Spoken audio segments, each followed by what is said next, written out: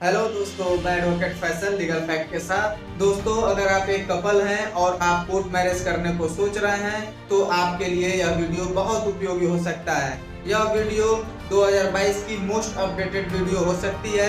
सबसे पहले court marriage करने के लिए एक सबसे ज़रूरी बात को ध्यान में रखें कि शादी करने के लिए लड़की की उम्र 18 वर्ष और लड़के की उम्र 21 वर्ष होनी अनिवार्य है, यानी ज़रूरी है। कोर्ट मैरिज करने के लिए डॉक्यूमेंट्स में आप दोनों के आधार कार्ड होने चाहिए और आपके जन्म को प्रूव करने के लिए आपके पास जन्म प्रमाण पत्र या आपके पास 10वीं की मार्कशीट हो।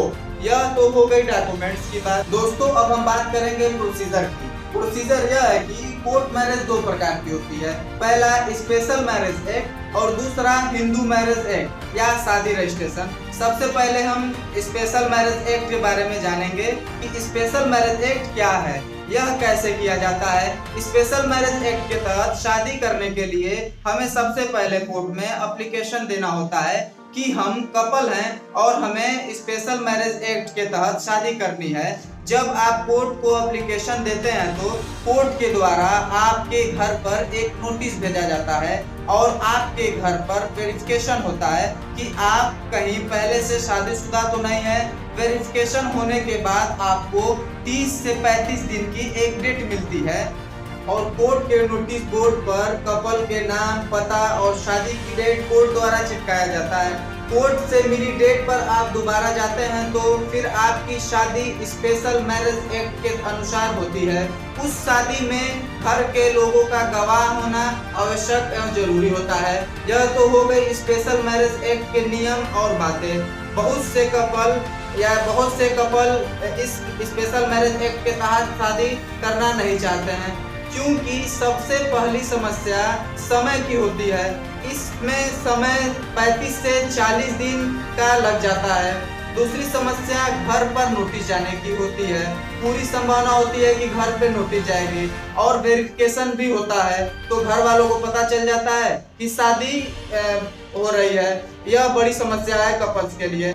और तीसरी प्रक्रिया यह है कि आपके शादी की सूचना कोर्ट के सूचना बोर्ड पे चिपकाई जाती है, इसलिए बहुत सारे कपल्स यह प्रक्रिया नहीं करना चाहते हैं और स्पेशल मैरिज एक्ट के तहत शादी नहीं करना चाहते हैं।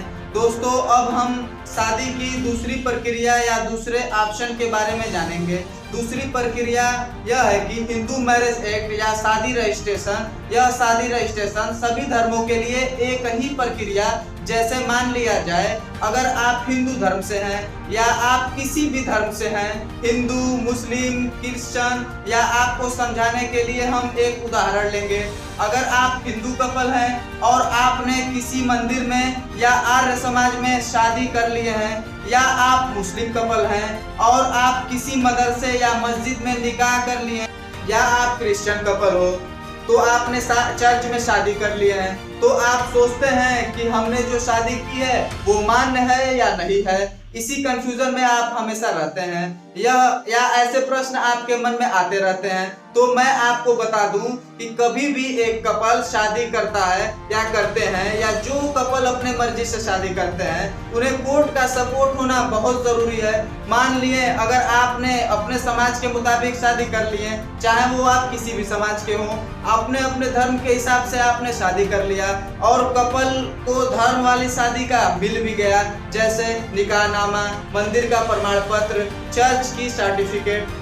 जब कोई कपल शादी करता है तो घर वाले बहुत कम लोगों के सहमत होते हैं। यदि आपके घर वाले चाहें तो आपके द्वारा की गई शादी, चाहे वो निकाह हो या मंदिर में की गई शादी हो, उसे रुपए पैसे के दम पे मंदिर, मस्जिद या चर्च से रिकॉर्ड मिटवा सकते हैं और आपको अलग अलग कर सकते हैं। बहुत सारे मामले आते हैं कि लोग पैसे लेकर, डर कर या डरा धमका कर रिकॉर्ड मिटवा देते हैं और शादी तोड़वा देते हैं। तो अब सिचुएशन यह है कि सिर्फ निकाह से या आर्य समाज से शादी करने से बात नहीं बनती, उस शादी को कोर्ट में रजिस्टर्ड भी करना चाहिए। अब प्रश्न यह है कि कोर्ट से रजिस्ट्रेशन या शादी एक दिन में हो जाएगी या शादी के लिए कितने समय लगेंगे, या शादी रजिस्ट्रेशन की क्या प्रक्रिया है। तो दोस्तों, अगर आप उत्तर प्रदेश से हैं तो आप प्रदेश के किसी भी जिले से आप स्वयं भी यह प्रक्रिया कर सकते हैं। सबसे पहले आप अगर हिंदू हैं तो आप मंदिर में शादी कर लेंगे, और मुस्लिम हैं तो मस्जिद में निकाह कर लेंगे और उसका प्रमाण पत्र या निकाहनामा ले लीजिए। अब आप किसी भी कंप्यूटर के दुकान पर जाएंगे और बोलेंगे कि आपको शादी की रजिस्ट्रेशन ऑनलाइन करना है, तो वह आपसे कुछ डॉक्यूमेंट्स मांगेंगे, जैसे आप दोनों की एक अलग अलग फोटो एवं आप दोनों का आधार कार्ड की फोटोकॉपी, व आप दोनों का जन्म प्रमाण पत्र या 10वीं की मार्कशीट या कोई भी ऐसा डॉक्यूमेंट जिससे जन्म का प्रमाण हो सके, वो दोनों लोगों का अलग अलग शपथ पत्र या मंदिर और मस्जिद का प्रमाण पत्र। अब आपको 2 गवाह लगेंगे, गवाह कोई भी हो सकता है। गवाह का एक फोटो और आधार कार्ड की फोटोकॉपी